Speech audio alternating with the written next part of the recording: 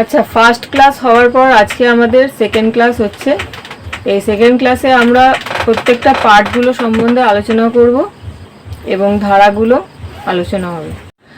আমাদের সংবিধানে 448টা আর্টিকেল আছে এবং 25টা পার্টস আছে, আর 12টা হচ্ছে শিডিউলস আছে।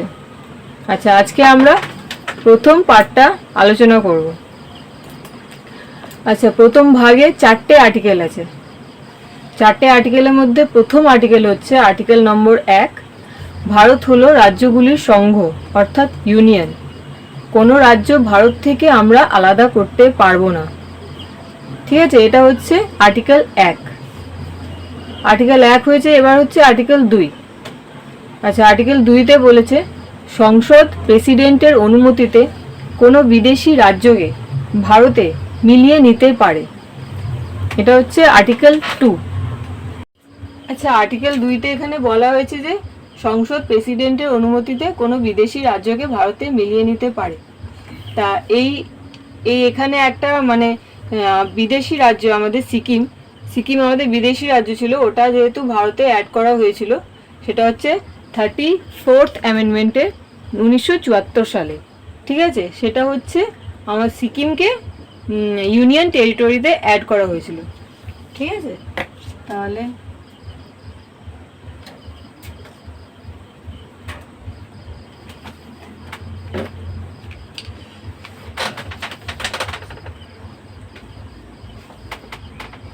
সিকিম ইউনিয়ন টেরিটরি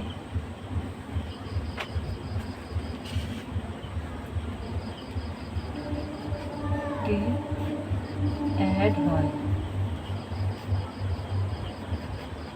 এখানে বলেছে 34th অ্যামেন্ডমেন্ট 1974 সালে বিদেশি রাজ্য সিকিম আমাদের ইউনিয়ন টেরিটরিতে অ্যাড হয়েছিল। আর 35th অ্যামেন্ডমেন্টে হচ্ছে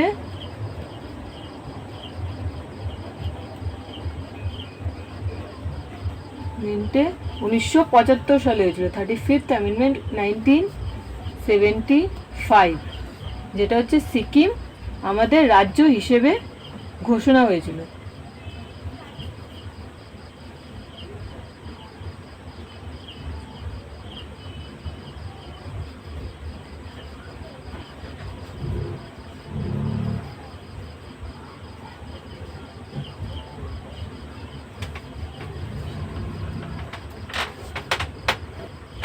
আচ্ছা, আমার থেকে একটু ভুল হয়ে গেছে, এখানে হবে 35th আর এখানে হবে 36th।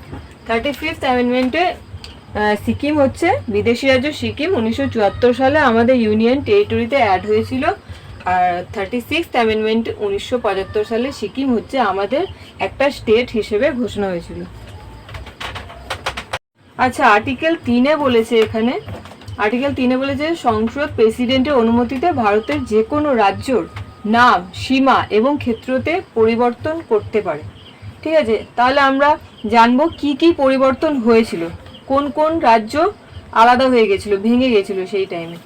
তাহলে ছত্তিশগড়, এমপি থেকে ছত্তিশগড় আলাদা হয়েছিল 2001 সালে 1 নভেম্বর। এমপি থেকে ছত্তিশগড় আলাদা হয়েছিল 2000 সালে 1 নভেম্বর। ঠিক আছে, তারপরে হয়েছিল কি কি, তারপরে উত্তরপ্রদেশ থেকে উত্তরাখণ্ড আলাদা হয়ে গেছিল 9th নভেম্বর 2000 সালে। আর কি কি আলাদা হয়েছিল, বিহার থেকে ঝাড়খণ্ড আলাদা হয়েছিল 2000 সালের 15ই নভেম্বর। ঠিক আছে, এগুলো তো অনেক আগে হয়েছিল। রিসেন্টলি যে 2014 সালে যেটা হয়েছিল সেটা হচ্ছে অন্ধ্রপ্রদেশ থেকে তেলেঙ্গানা আলাদা হয়ে গেছিল 2014 সালের 2 জুন।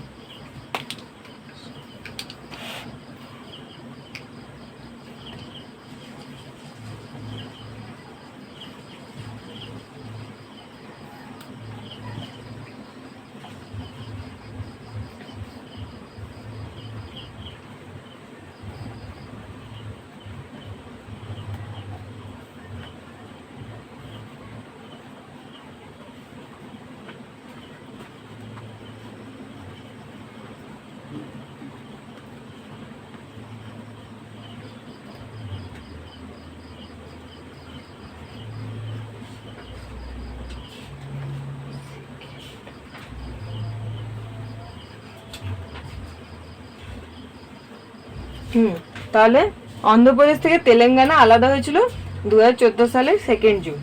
ঠিক আছে। আচ্ছা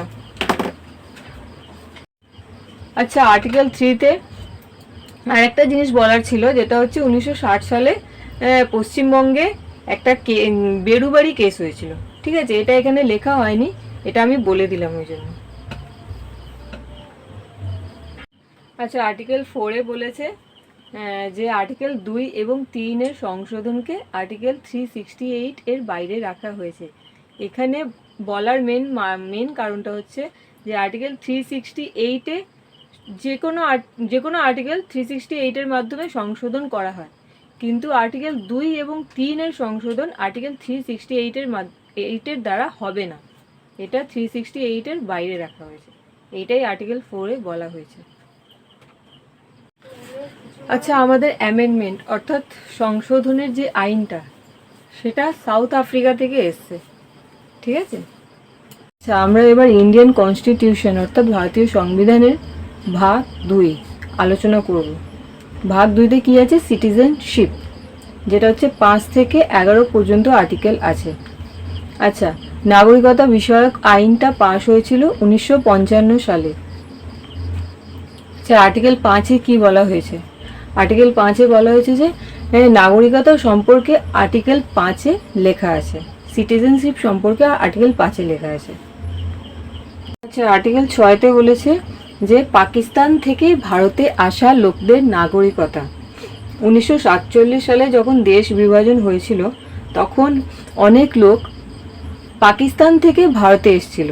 ঠিক আছে, পাকিস্তানের লোক অনেকে ভারতে এসেছিল, তা তাদেরকে নাগরিকতা কিভাবে দেওয়া হবে সেটা আছে আর্টিকেল 6-এ লেখা আছে। নেক্সট আর্টিকেল হচ্ছে আর্টিকেল 7। আর্টিকেল 7-এ কি বলেছে? পাকিস্তানে নির্দিষ্ট অভিবাসীদের নাগরিকত্বের অধিকার। ঠিক আছে। আচ্ছা আর্টিকেল 7-এ বলছে যে ভারত থেকে যারা পাকিস্তানে গিয়েছিল, ঠিক আছে, ভারত থেকে যারা পাকিস্তানে গিয়েছিল তাদেরকে কিভাবে নাগরিকতা দেবে সেটা হচ্ছে আর্টিকেল 7-এ লেখা আছে। আচ্ছা আর্টিকেল 8 বলছে যে ভারতের বাইরে বসবাসকারী ভারতীয় বংশোদ্ভূত কিছু ব্যক্তির নাগরিকত্বের অধিকার। এখানে বলতে চাইছে যে ভারতের বাইরে যারা থাকছে তারা ভারতের নাগরিক হবে যদি তাদের মাতা পিতা ভারতীয় হয়। ঠিক আছে, এটা আর্টিকেল 8-এ বলা হয়েছে।